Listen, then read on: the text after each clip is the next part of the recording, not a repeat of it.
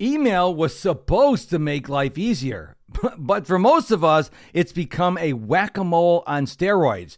Today, I'm giving you 7 no-fluff ways to take back control in 2026 and beyond. Hey there, welcome to the Mr. Productivity Podcast. I'm your host, Mr. Productivity. My passion in life, what really makes my heart sing, is to help you get out from being overwhelmed.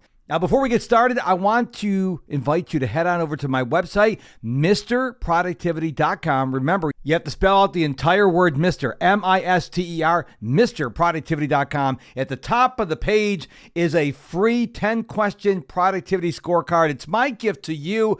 You can take the quiz absolutely free. I will send you your score and let you know how productive you really are. That's at MrProductivity.com. Here is the truth about email. It ain't going anywhere. I'm 60 years young and I don't foresee email going away despite many people's calls for it to go away. It's old school. Nobody uses email. Everybody uses email anymore. And more specifically, this show is not about convincing you if email is going to stay or go away, but rather it's to give you the tools to deal with the email you have to deal with every single day. I was born in 1965, and I grew up in the 60s and 70s and early 80s, and I'm originally from Rochester, New York. And every summer we'd have these carnivals. And one of the games at the carnival was called Whack-A-Mole. And it was a pretty fun game. There was a board in front of you and had all these round holes in it. And as the game started, these moles would pop up and you'd have this cloth mallet and you'd have to whack the mole.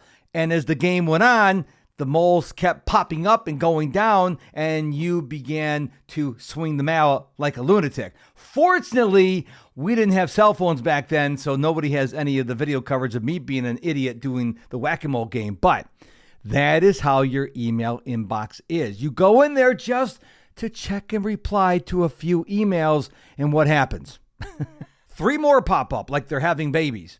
I want you to listen to this very sobering statistic because when I read it, I was shocked. The average pro, in other words, professional working in the corporate world, gets over 120 emails a day on average. Some people maybe get more, some people less, but the average is 120 plus emails a day. Now, I want you to think about something. Every time you are interrupted, an email or some other distraction, it costs you an estimated 23 minutes to regain your focus. And let's be honest, what is email really? Is it a communication tool? Not so much.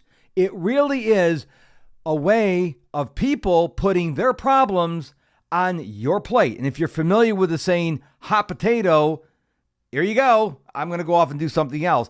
And so what I want to do is I want to give you 10 ideas that you can implement in your life to help you get a harness, to get a hold on email so email doesn't control you. You control email. Now, number 1, I've been talking about this since almost day 1 of the podcast, almost 8.5 years ago. I talk about it all the time when I have the opportunity. Do a notification cleanse. It's really simple. Go through every app on your phone, on your watch, on your computer, every app, and go into the settings and ask yourself, does this notification serve me or does it distract me? Here's how this applies to email. Do you really need to know you received an email from someone? Maybe you do, but maybe you don't, especially if you get a lot of junk emails.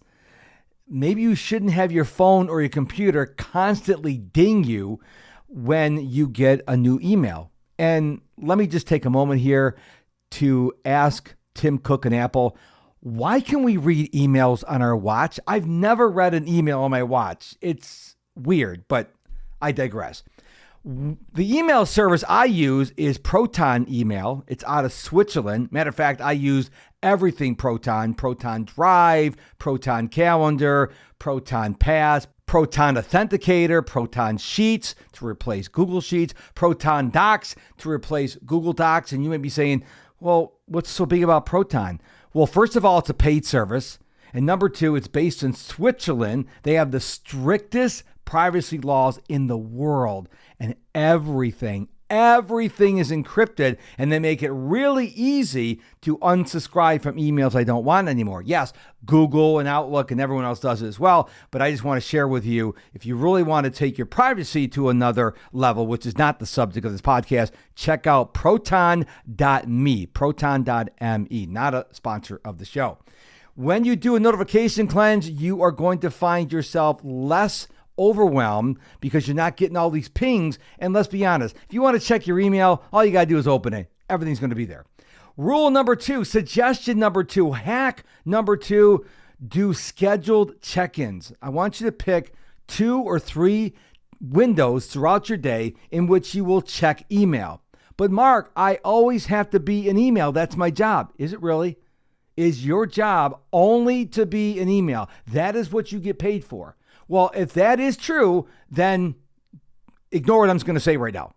But if you're a regular entrepreneur, solopreneur, small business owner, an executive, I want you to say, I am only going to check emails maybe 8 o'clock, noon, and right before I go home. Practice this. And if you need more times, maybe add one more time. But don't have your email up all the time. Don't allow all those notifications to pop up because it's taking you away from what you should really be working on. And you may have to enable an auto reply so you can train your team, you can train your leaders, you can train your customers, your vendors, whatever, that says, I check email at these times so I can get in deep focus and I can better serve you.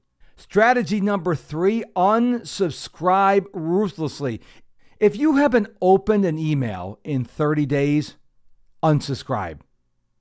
A lot of the email providers out there have a one-click unsubscribe. Please use this.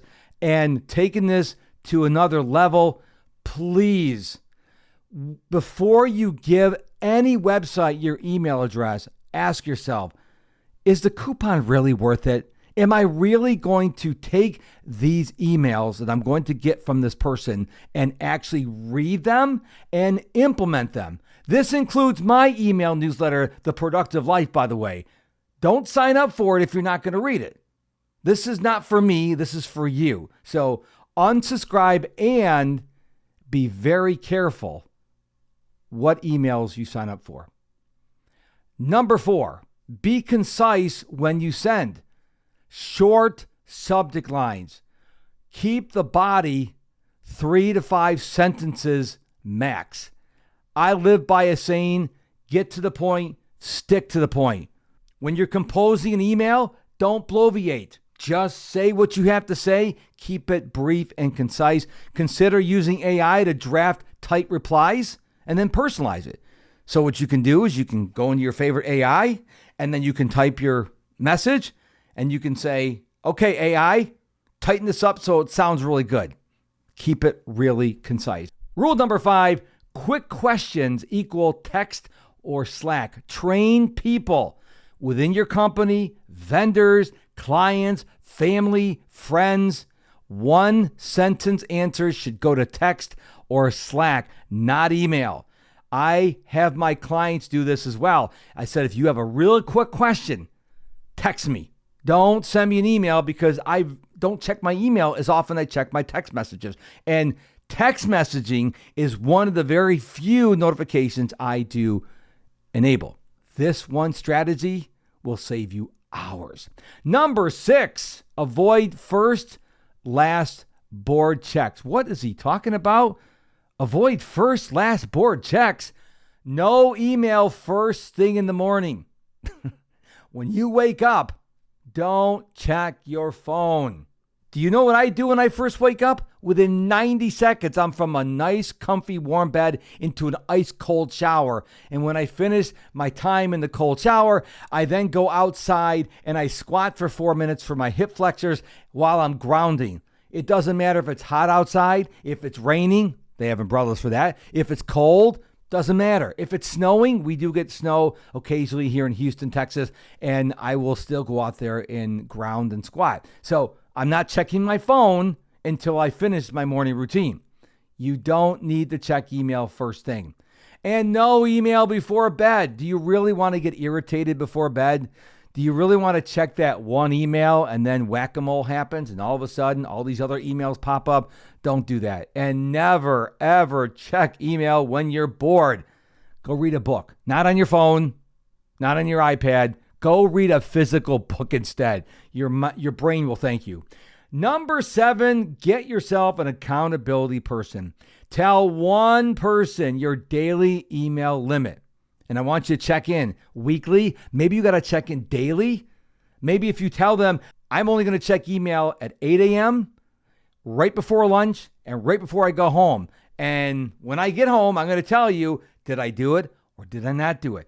There's something powerful about having a human being accountability partner. I'm not talking about an app. I'm not talking about AI. I'm talking about a real person, because the fear of admitting failure will keep you honest. Okay, now that you have the 7 rules, the 7 strategies, the 7 suggestions, here's what I want you to do, because I like giving you homework on every episode. I want you to pick one rule. Just one. I know you think you can do all 7 or maybe 5. Pick one rule. And then I want you to commit to yourself, or here's an idea, to your accountability partner, that you will do it for 7 days starting tomorrow. Yes, I'm talking weekends. Yes, I'm talking holidays. Yes, I'm talking on vacation. It's really important that you don't just listen to the podcast. You actually implement what I share with you. That's why I do these podcasts, to help you. And speaking of helping people, here's what I want you to do right now. You probably have someone in your mind that could use this information I just shared with you on the podcast. So why don't you share this episode with them right now? Just click that share button on whatever podcast player you're listening to it on and send it to your friend. They will thank you, and I thank you as well. And speaking of the podcast, if you haven't followed or subscribed to this podcast, it's free. Just smash that follow or subscribe button on whatever platform you're listening to. And if you're on Apple or Spotify and you want to leave me a review, you'd make my heart sing even more. I really appreciate it. Finally, don't forget to head on over to my website, MrProductivity.com, M-I-S-T-E-R, MrProductivity.com. I'll be back real soon with a brand new episode. But until then, remember, control email instead of letting it control you. Keep bouncing forward. We'll talk to you soon.